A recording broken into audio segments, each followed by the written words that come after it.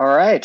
Hello, everyone. My name is Chris Cheatham, and I'm the product evangelist here at Bold Penguin. We are recording this session. You probably got a little pop-up asking you to confirm that, but just so you are aware, we're recording. So this is our monthly session that we do around Cheatham Chats, where we pick a topic that we want to discuss around insurance and find an expert. So Dan, right? Not Daniel. Dan, is that all right? Yeah, Dan works just fine. Sure. Okay, awesome. So Dan Law from Cowbell Cyber is going to be joining us today. It is National Cybersecurity Awareness Month, and so I am doing my duty to make sure you all are aware of cybersecurity. So we're going to be covering a lot of different cybersecurity topics, cyber insurance topics. Really made this for the insurance agents out there. I still think there's a lot of room to sell cyber insurance. So it's kind of what we're going to cover today. Dan, does that sound good? Sounds good to me. Yeah, looking forward to it. Thanks for having me. Absolutely. So you're the Vice President of National Accounts and Strategic Partners at Cowbell Cyber. Can you tell us just a little bit about your role, what you do, and like how you got here? Because you live in, I believe, Sacramento, kind of from Silicon Valley, but you have an insurance background. So how did that all end up in this? Yeah, great question, and thanks for the opportunity. So I started my career in property casualty insurance on the brokerage side of things, before I graduated from college. So it was a role I did really as a producer. I managed an agency for a number of years, but really a retail commercial insurance agency was my focus when I came up through things. Did that for about 20 years before I found my way to the MGA side of things. And when I made that leap, I, was sort of early on in my cyber journey and what we were doing out there. And I was just super excited about the field and the technology that was being brought to bear, and figured it was the right move to make. So it's been quite a journey the past couple of years at Cowbell already. My function is really centered around distribution with our top trading partners, both retail and wholesale throughout the country. So I've got primary engagement with our top trading partners there.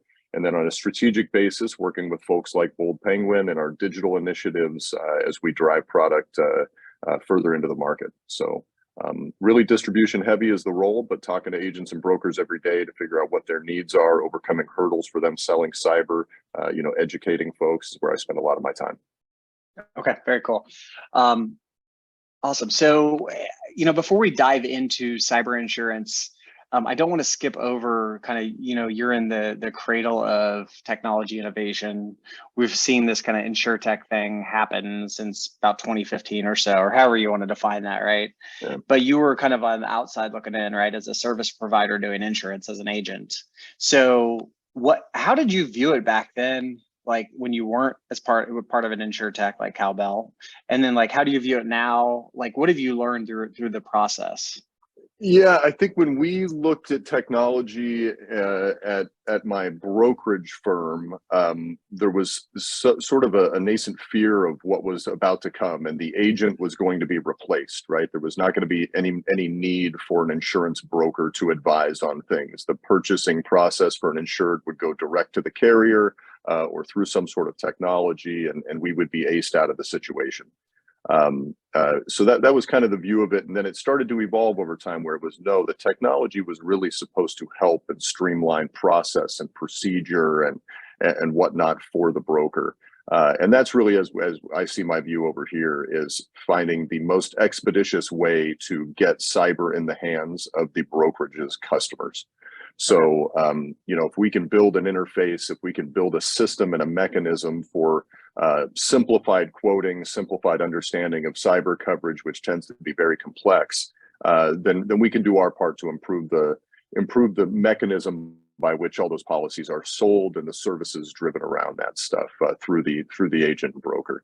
So, used to be that fear of replacement, and now it's really supporting that mechanism. And that's what I've come to understand of a lot of the new breed insurtech is just creating efficiencies in whatever stage of the process that your CSR or your producer might be engaging with in the marketing or placement of coverage.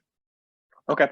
And when you were a broker kind of running an agency, Did you call yourself an agent, by the way, or a broker? I still don't Uh, fully understand you how know, to neither do discern what's what. Okay, fair neither enough. neither do I. I call myself a broker. I like that term a little bit better. I mean, most of the time you would think of an agent being a captive agent, so something Yeah. like a Farmers or State Farm where they're selling that product exclusively, and then a broker. The general nomenclature was, broader access to the marketplace as a whole, not beholden to a particular insurance carrier. Yeah. Okay. And did you do cyber insurance back then? Like, what was it, 2015-ish or so, around then? Did you sell Uh, it at that point? we did, and that was the time when cyber was being played kind of fast and loose. You could go get a Yeah. policy very cheap. You could add it on to a BOP anywhere you wanted to. There were no questions. A lot of carriers didn't really know what they were getting. I don't know, didn't seem to care in a lot of cases. And it was an interesting time because the prices were so cheap. I remember days as an agent trying to explain that to an insured, and them looking at me going, well, if it's that cheap, then it can't be worth anything. So, Hmm. you had people just $500. Why we must not need it. It must not pay out. It must not do anything was kind of Interesting. the take, which was kind of sort of an interesting dynamic, right? Generally you'd want an insured would say, hey, the cheaper, the better for anything. Yep. But when you're trying to explain new product, and I remember the early days of employment practices liability, we had some of the same conversations with folks about trying to explain what they were getting and why it was important, and it was missed a little bit. So it's evolved over time. We've had a lot of you can't pick up a newspaper anymore, read an article online, and cyber doesn't touch it at some point where you're hearing about the latest breach that took place, or you're hearing about some threat out there. So it's sort of front and center these days. Absolutely. So I want to actually, you sent over some great stats. I wanted to go over a few of these around cyber insurance and like why it matters, right? So if you could touch on these, this one actually really surprised me. So I didn't realize it was this bad. I don't think I realized like small business that people, the hackers have really honed in on the small businesses, it seems like. Is that right? Yeah, they really have. I mean, if you think about it, it makes perfect sense, right? You read about the large scale attacks, the pipelines and things like that, the Fortune 50 businesses that have interruptions where things take place. You read about that in the news. That's all newsworthy. But every day, every minute, small businesses are being attacked and profiled. And from a hacking perspective, it's the low hanging fruit. You can sit there on a massive scale and go approach and send out phishing schemes and do what you want. And the sophistication often in these small businesses is really lacking. So it's easier. The pot of money might be smaller in a lot of cases, but it's easier for the hackers to go about that. So we do find that small businesses in particular are vulnerable, and they are something that threat actors are really going after. Okay. And I want to make sure we're talking about the same things when we're talking about getting hacked, right? Because that is a broad term that can encompass a lot of stuff. So, I reference this in LinkedIn, but it feels like the thing that I see over and over now is like text messages or emails saying, hey, it's Ilya Bodner, CEO of Bold Penguin. I need some gift cards. Can you, or just not even gift cards, can you just give me a call? We need to talk about some stuff. Right. Or can you text me back? So that's like what social engineering is. That does that fall in what you're constituting as like obviously cyber awareness, but hacking, like, is that hacking per se? It can lead to it in a lot of cases. So we talk about threat vectors and how people can get into a system or how they can infiltrate. And, phishing, social engineering is one avenue and a very popular one for those folks. Okay. So, yes, it can be as simple as you sent some fake email address, a bunch of Amazon gift cards, and that money's gone, and they're going to run off with that. That would be sort of a low scale thing. In general, what you're going to have is it could equate to some sort of wire fraud that are larger amounts of money. They want you to change where money is being routed. They want you to pay a large invoice or something like that, and the sums get a little bit they increase from there. Okay. We also have that threat vector allows for somebody to then gain further access into your system and then manipulate things on a longer term basis or shut you down and demand some sort of ransom payment. So they're looking for an avenue in is generally the idea. And in a lot of cases, we don't see them stopping once they get that social engineering hook sort of in the door. A lot of attacks do still originate with somebody clicking a link that they should not have clicked. Interesting. Okay. So that's sort of the human factor that goes on with all of this, is how do you train John and Jane Doe within your small business to be aware of these things when they're not thinking about cyber threat every day. Okay. And as we think about like cyber insurance that covers small businesses, like that there's a few different things here. There's a social engineering via just send me a text or send me gift cards or whatever, right? That's one thing, versus clicking a link that then allows somebody access to your root systems, right? Or sending an invoice payment to someone, a big amount. Like and I know you can't like say, yes, it's all covered, or no, it's not all covered, but like generally speaking, where are we at now as to what's covered in this kind of like cyber threat world, right? Yeah. Yeah. Great question. Most policies these days, and we get broker feedback quite a bit, that it's still the Wild West with policy forms. There's no standardization. You're going to read different terms here and there. In general, you're looking at several coverage elements. You're going to have your first party coverage, so your data loss, your expenses associated with that. You're going to have your third party coverage, your liability issues if somebody sues you for their personal information getting out there. On the first party side, you can also have the business interruption exposure, and that's a significant one for most cyber events. So people think that the ransom payment associated with somebody getting in your system might be the biggest dollar item. In a lot of cases, that's not it. It's your small business manufacturing company being shut down for a period of days, weeks, whatever it might be, and you're not able to make the widgets and sell the product. So you can envision that in a retail store. If your point of sale system goes down and you can't process people checking out, you can't sell goods. You're closed down. So that happens throughout small businesses, and that's probably one of the largest avenues to and the biggest payments that we make is on the business interruption side. Interesting. So think about it as first party, third party, and in there is going to be the cyber crime aspect of it as well. So in most policies, you're going to have sort of like those three elements to it. If you've got a policy that's doing really what it should, a robust sort of standalone cyber policy, that's what we're looking at. Okay. There was one other stat that I saw that I wanted to look at. This one, 4% of businesses that paid a ransom actually got all their data back. And then 46% paid the ransom. So I just kind of like put myself in the small business owner's shoes for a second, right? Because like I imagine agents get called sometimes and or brokers get called, and it's like, oh my gosh, I just got hacked. I bought that cyber policy, but my systems are frozen. They're asking for like 2 Bitcoin or 10 Bitcoin or whatever, right? Do I pay them or not? Like, so let's not think about this as a small business, but as a broker, what do you do, right? Like, and like, do you all get involved in that stuff, or like, how do I think about this kind of big picture? As a broker, I think the first call needs to be to the cyber carrier and the claims department at that carrier. The policies will pay for the forensics teams to get involved. The policies will pay for the breach coach and counsel associated with that. So the policy should facilitate the ransom payment if one is warranted, but also pay to conduct an investigation to figure out how far they've infiltrated into your system. Is the data really gone? Can it be recreated? Is it stored off site somewhere? So all of the forensics associated and the involvement of a claim, all those expenses should be picked up by most cyber and policies, and that's where you should start. We encourage people that at the first sign that something may be wrong, call and report it and get the experts engaged. Most small business owners are not IT experts and don't know how to conduct that sort of investigation. When we look at the numbers that you're presenting here, 46% paid the ransom, and these are sort of industry numbers. These are not Cowbell numbers, but 46% paid, only 4% got their data back. We painstakingly go through and understand who the threat actors are and which ones are quote unquote ethical, I guess, or reliable, which ones that we know aren't bluffing, which ones that we know. So all of these organizations are known in this community.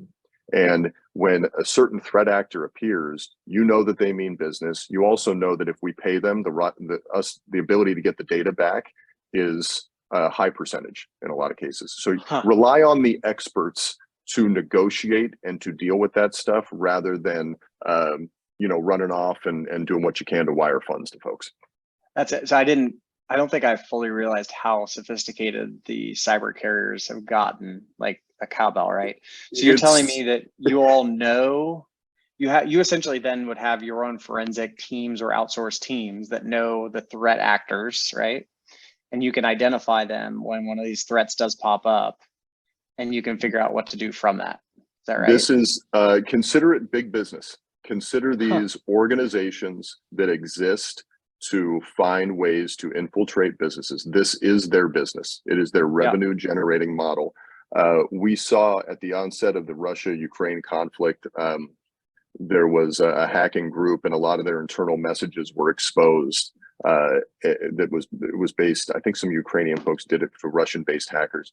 And you can read in their dialogue and their back and forth where the hackers internally have an HR department and are concerned about the pay that somebody's getting versus their pay, then they've been there long enough, or they want to report something to the HR department that they feel was wrong and what they had going on a personal level. These are businesses. This is how they earn their money. Now they're shut down and people go after them and then they sprout up again, and it's the same tactics and it's the same tools they're using and things like that. But consider it big business. They have a sales department and an IT department and an HR department, and they exist for the sole purpose of in the case of small businesses, it's very easy for them to throw as much spaghetti against the wall as they can, and some of it's going to stick. That's why small businesses are such a high profile targets. That is completely wild. Okay, I want to pause for 1 second. So we're about 15 minutes in. So for all of y'all on the webinar, I am going to take questions if anyone wants to ask questions along the way. So send in your questions. Dan will go for about 10 more minutes or so on these questions and then start pulling other people's questions in as well. So we've talked about kind of the lay of the land. What I want to get into now is like where kind of the state of the cyber insurance market is at, right? So I'm going to turn off the screen share and just bring you back here for a second. Okay, I didn't shut down the webinar. That is fantastic. I am killing it on the cyber front on my side. Okay, so I was looking at the National Association of Insurance Commissioners just came out with a report kind of assessing the cyber market. And I think the thing that actually caught my attention was that 2020 premium, kind of net written premium or premium was like 2.2 million, 2.5 million, something like that. And it jumped up to 4.8 million in 2021. Does that sound right?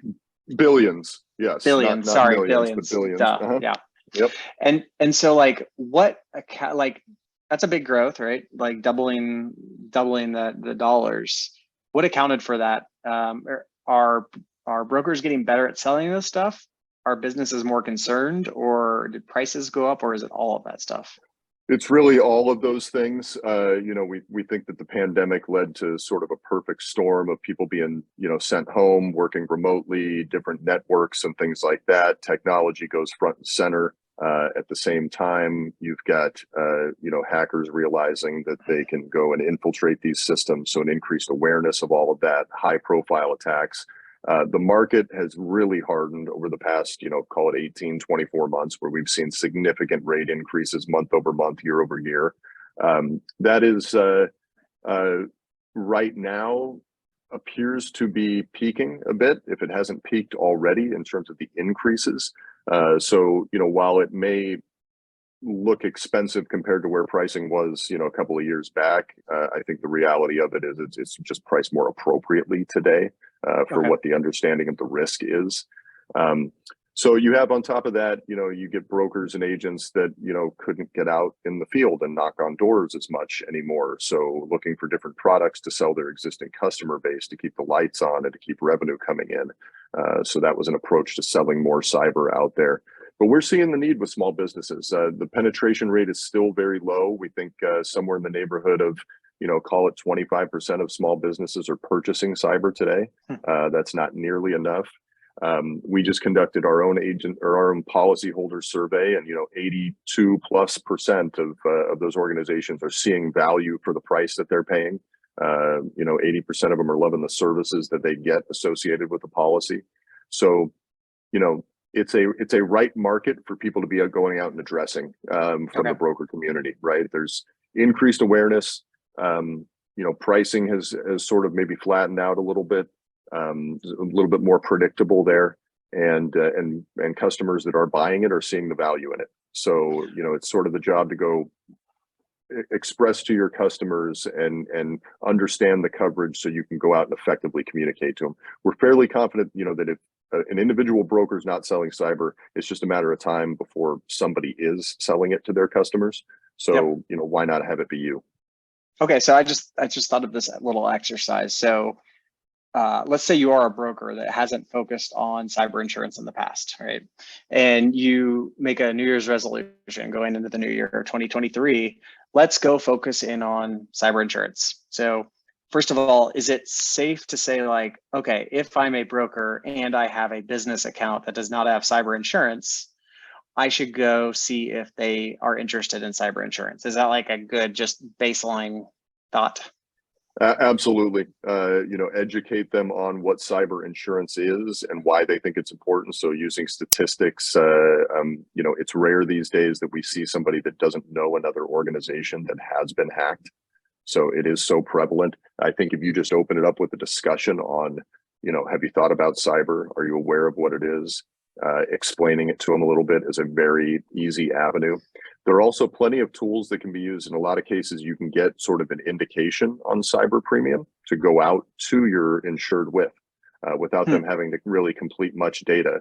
You can get sort of an indicated pricing and go out, so you can have in the back of your head, you know, hey, we are going to need an application. We're going to need you to complete something, but, you know, roughly we're looking at this to set some expectations with your insured to sort of gauge their interest level. We do take brokers that have the approach of, you know, we have to present a cyber option to every one of our accounts at renewal to just protect themselves on an E&O basis. It's I was just going to ask that. inevitable. Yeah, have we seen Yeah. that yet, where brokers are getting sued for not presenting cyber insurance as an option? You know, I don't know that we've seen many E&O lawsuits and stuff. I wouldn't be party to that information, but we do have a lot of brokers that have taken that stance, that are requiring customers to sort of check off, hey, I presented you with cyber and you're saying you didn't want it. So, you know, that might be one end of the spectrum, but the other end is just making sure it's part of your talk track with any one of your customers. You're renewing the work comp, you're renewing the liability. Why not spend 5 minutes, talk to them about cyber? If you've got a business, you know, a lot of people think, oh, I've got an old school manufacturing business or something like that, it's not, you know, not susceptible to it. Well, I think you're probably wrong in a lot of cases. If you've got CNC machining or anything else that's connected to the internet, you know, we see businesses shut down all the time. Manufacturing, construction, retail, law firms, you know, accountants, people with data that doesn't need to be, that nobody wants exposed. So it's not just the hospitals, it's not just the energy companies, it's everyday businesses that have these issues arise.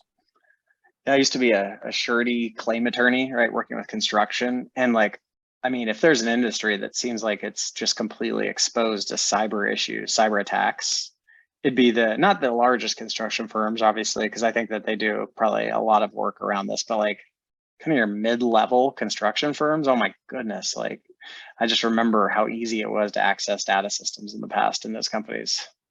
It was the Target breach that took place many years ago. The source of that was an HVAC contractor that was working in one of their facilities there. So I think they had some network equipment hooked up as they were configuring controllers, and that was the avenue that they were into breach, and that was multi-million dollars, really caused by that contractor.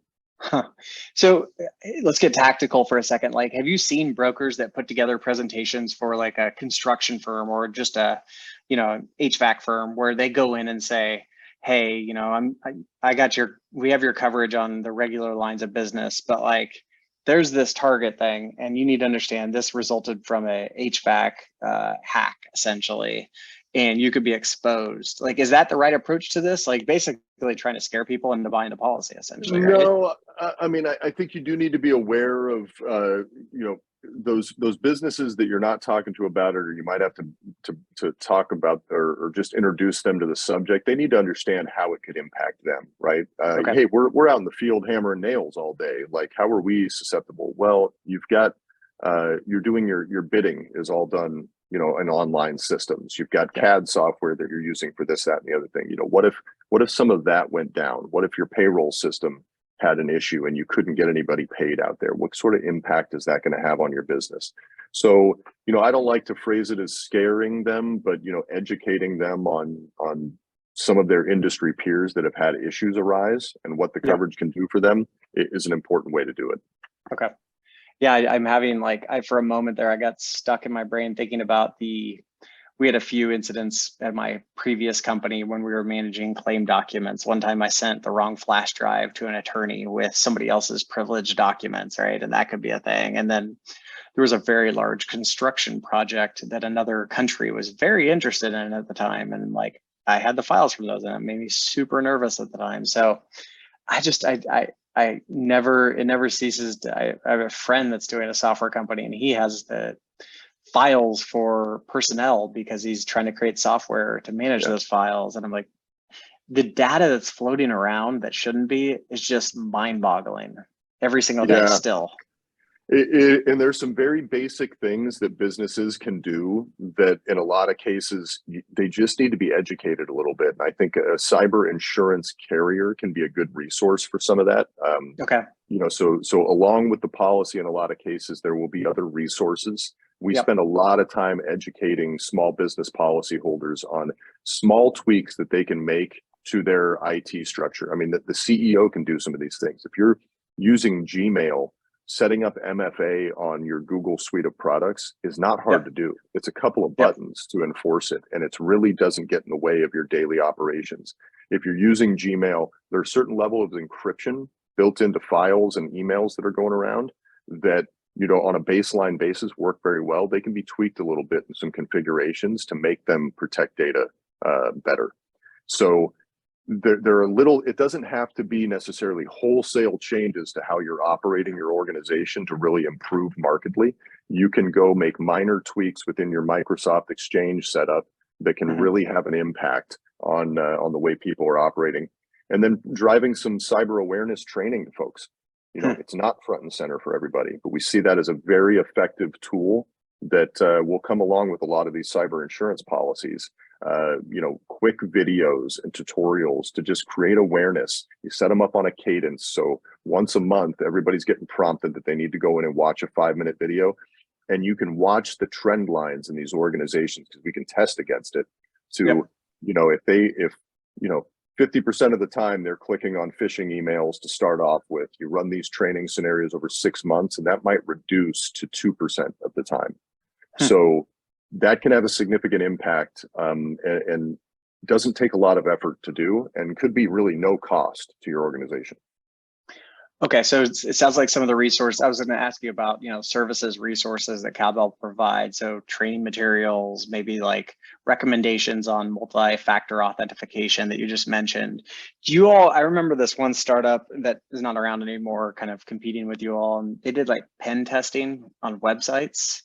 Do you all do that for your own purposes or for the purposes of the company? Or it didn't seem like it was that valuable at the time because it was just my website and not the software that we've created for people. But I don't know. How do you view all that stuff? So our approach is a little unique, and I don't need this to be a Cowbell commercial. So I would say in a lot of the resources there, a lot of carriers that are worth their salt will provide resources to policyholders. Our approach to understanding underwriting and cyber risk is decidedly different than most out there. As it stands today, we are scanning the cyber risk of about 30 million small businesses throughout the country, which is about 90% of the small business footprint in the United States. So we do that all in the background and have scored and continuously monitored these organizations. So we're looking at 1,000+ data points on each of those 30 million organizations. to build a very strong data set and an understanding of the cyber footprint and the vulnerabilities that these organizations have. So we drive that as a resource back to all of our policyholders within our platform to sit there and say, hey, we identified these things. We found these documents on the dark web. We uncovered this, that, or the other thing. And here are recommended steps for improvement there. That was fascinating. Yeah, so it's beyond, pen testing and stuff like that. All this is publicly available information that we're finding and we're scraping out there, and we built a lot of the scanners ourselves. So it's all up into the firewall, but it is a great tool to understand cyber risk on a massive scale, but also understand it for a particular organization and then drive improvements for them. It seems like you could use that information too to go after non-cyber policy, like start offering non-cyber policies as well, right? Like GL or workers' comp or all that stuff, because all that stuff matters maybe for certain classes in particular. Is there any, and this is a personal interest of mine, like, do you have interest in like moving outside of cyber and offering other products, or is cyber really the focus for y'all? Cyber really is the focus for us. We think that we do it the best, and we want to continue to do it the best. So staying focused solely on the cyber market at this point in time and what we're doing and refining that process and staying, head and shoulders above the competition there is really where our focus is. It just makes a lot of sense for us understanding that risk and how we're able to drive results for our clients. So that's our swim lane for the time being. I appreciate that. Okay, so we do have some questions that have come in, so I'm going to jump to those because they segue perfectly from what we were just talking about as well. So Thomasine has a question. What should a business carry in cyber coverage for a business that has a website and email that does collect credit card info but doesn't store it? So like, it's a general question. I maybe generalize a little bit, but like, what kind of coverages should they be looking for in the cyber realm? Yeah, I mean, your basic coverages that I think most carriers offer out there, the first party, the third party, and with the cyber crime in there, would make a lot of sense for an organization. Rather than what they're transacting, we look at the root of the business and what they're doing. So a lot of our understanding is driven by the NAICS code for the organization, rather than just the fact that they have a website. So I gotcha. What is that website driving for them? What would it look like in the event that they were shut down and taken offline? Is there another avenue for them to get back up and selling products somewhere else? Could they, collecting data versus storing data? Ultimately, they're probably responsible for the credit card transactions and anything that's entered there. So we would look more at the root of the business to determine, hey, what might appropriate limits be, or what specific coverage elements they might want. But in general, first party, third party, including the data breach, including the cyber crime, would be important aspects to a policy. Okay, and I think I should mention too that Bold Penguin and Cowbell are partnered together, right? So as you're going through and getting quotes, you can get Cowbell quotes within the Bold Penguin platform. So like, you work on distribution as well, Dan. So like, how do you all? I think you work with traditional partners, it sounds like, and you also work with kind of the digital distributors like Bold Penguin. So like, how do you view all this? Like, what is working, what's not working? Yeah, I guess, like, what do you see coming? Yeah, our general approach is we want to be trading with our partners where they want to trade. So that's sort of been our approach to our API and our digital journey, is really, you've got a captive set of agents and brokers. They're engaged on your system to quote and process other lines of coverage.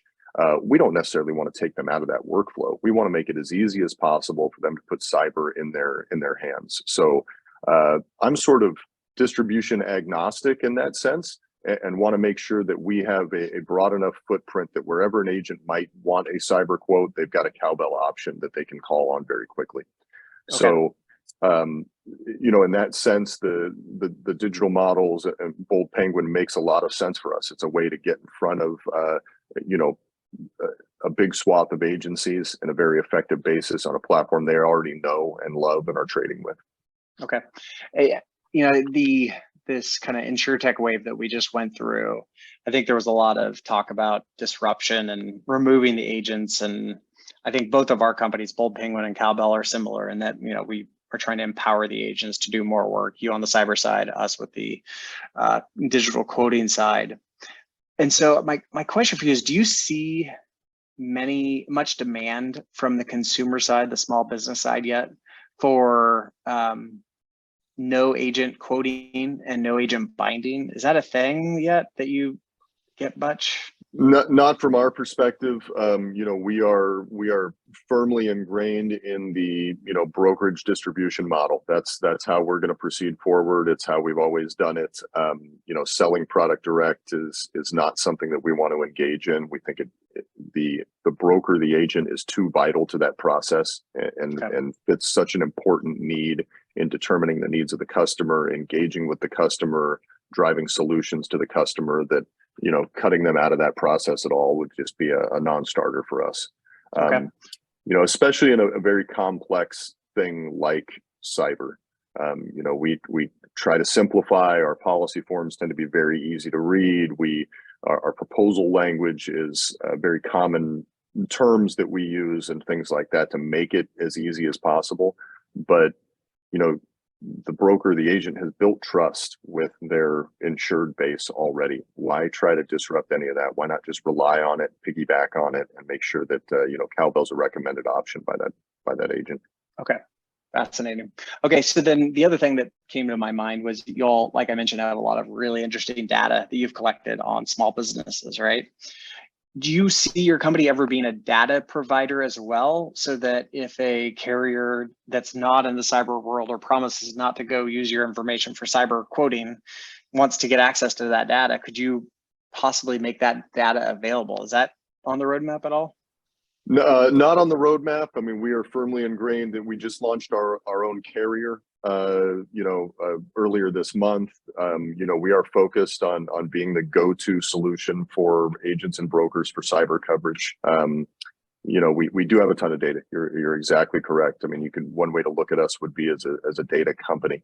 But right now, that's our data. We're using it for our purposes. We're using it to understand, global cyber threat, and drive that down into underwriting guidelines and understanding for individual insureds. So, the journey that we're on has a long runway ahead of it. Totally. Okay. And then another forward-looking question, there's a lot of talk about the metaverse. I know Meta or Facebook or whatever just came out with their thing. It's a lot of buzzwords right now and a lot of kind of rolling of eyes at the whole thing. But I have poked around. I created a wallet to see how hard or easy it was to transact with, cryptocurrency. And the thing that really struck me is that you, the individual, own the security on all this stuff, right? It literally is if you give your keys away, it's over. They take everything, whoever they is, right? So is that going to complicate cyber insurance, or has it already complicated cyber insurance, or is it just such a small thing right now? It hasn't hit your radar yet? Yeah, I think it remains to be seen. There are a lot of people that are a lot smarter than me that are considering those things, have a better understanding of what that looks like and what it may look like. At the back of my head, I'm going, hey, wouldn't it be cool for somebody in the metaverse to go and buy a cyber policy in the digital world for their digital life? But no, I mean, we have, there's so much growth in the SME market space for us in traditional, or second gen cyber coverage out there that, I think that that's probably a long way off. We've got, the uptake rate on small businesses, like I said, in the 20%-ish range. So we got a lot of more organizations out there. You've seen the projections probably from the NAIC on cyber market growth into the future. So what is a $5 billion line right now could rival property in the next 15 years. So, wow. We've got a lot of headway ahead of us and a lot of market changing concepts to come out and new products to develop in the cyberspace. Okay. So I'm going to cover another question that was sent in. This is from one of the attendees. Is it okay for a broker in 2022, 2023 to not study at least baseline cybersecurity info before selling cyber insurance? kind of feels like a loaded question, so you can answer that one however you'd like. We would love everybody to have an understanding of baseline cybersecurity. We spend a lot of time educating insurance agents and brokers. We do some great courses, Cyber Insurance 101, Cybersecurity 101, as we try to get an understanding. We teach CE classes now for our agency partners. So education is key to us getting in front of more insureds out there. So if we can, get brokers to understand the importance of it, how it works, some baseline knowledge there on cybersecurity. What is MFA? What is attack surface monitoring? These, what can be very complex topics. I think we've done a great job at sort of getting them into a spot where people can understand or get enough knowledge to go out and be a little bit dangerous with it. So no, I do think it's important to have a baseline understanding there. Okay, so we talked about kind of what a broker could do if they decide in 2023 they want to start selling cyber insurance, or end of this year, right? Because you've got a lot of renewals coming up. So resources that you have all have available, but I also want to touch on something that I did not realize was as important as it is, which is just like getting appointed, right? So like, what's it like getting appointed at Cowbell? Like, how long does it take? Like all that stuff. How do you view that in your world? We are a digital first company. We can accomplish a lot of that on a digital basis for us. It can be very simple. You can get appointed through Bold Penguin and our relationship there, sort of on the fly going forward. So we have streamlined that as much as possible. We do have a field sales organization here as well that engages with our agency broker partners, trains them on how to use our platform. We'll train them about cyber coverage, can provide further resources to the agency in terms of understanding and evaluating their book and how to attack it to sort of sell some cyber insurance. So the appointment process, as simple as can be. Okay, that's cool. Yeah, it's something I've noticed is the kind of MGAs, the newer carriers have a little bit of an advantage sometimes in that appointment process, which frankly creates the friction, because usually if an agent wants to work with like a Cowbell, they have somebody in mind to sell that policy to, right, and they're ready to go. So removing that friction, if I had a magic wand, that's one of the friction points I would eliminate in the world of insurance, is that appointment process. Yeah. Okay, so I think we've covered any questions that came in. If anyone has any other questions, you have a minute or so to get those in. I'm going to ask you about the other thing that tends to be in the news right now, which is like inflation and interest rates and all of that stuff. How does that impact cyber insurance in particular? How do we think about that? Or how does that impact the frequency of cyber attacks going on? Do you have any thoughts on that? It's certainly an interesting one. At the core of it, as things get more expensive, claims get more expensive, people's time gets more expensive. So all of that can increase just overall claims costs, sort of in an equal percentage as you would see inflation tracking out there. Another way to look at it is also on the business interruption side of things and what impact that can have. So let's say you insured a lumber mill or something like that, and they've got limits of X today, but now lumber, the prices have shot through the roof, and they've got a business interruption event going on. They could have missed opportunity at selling it at higher prices. So maybe those limits aren't adequate anymore, or should be evaluated differently. So, not unlike you would expect replacement cost values need to be adjusted for a building in times of high inflation or high labor costs or whatever it might be. I think cyber needs to be evaluated from a limits perspective in the same regard. Fascinating. Okay. All right. Well, we don't have any other questions. So anything I did not ask you about that I should have covered with you? I don't think so. Don't you think this was enough? This was fantastic. So if anyone has further questions about cyber insurance, a really good avenue, this is like a call to action. This is exactly what you can do. Ping Bold Penguin and we can get you connected with Cowbell Cyber and get you moving in that direction. And then you'll get access to all the Cowbell resources on cyber insurance and everyone will be happy and you can go crush it in Q4. Last question, should a person with an email address only carry coverage? We will get back to you, Thomasine, via email. I need to get some more details on that question before we respond to it. Thank you all for joining today. And Dan, thanks for joining us. You were a wonderful guest and we got through all those technical issues at the very beginning. So that's really good. I really appreciate it, Chris. Thanks for the audience today. And thank you everybody for attending. All right, thank you so much.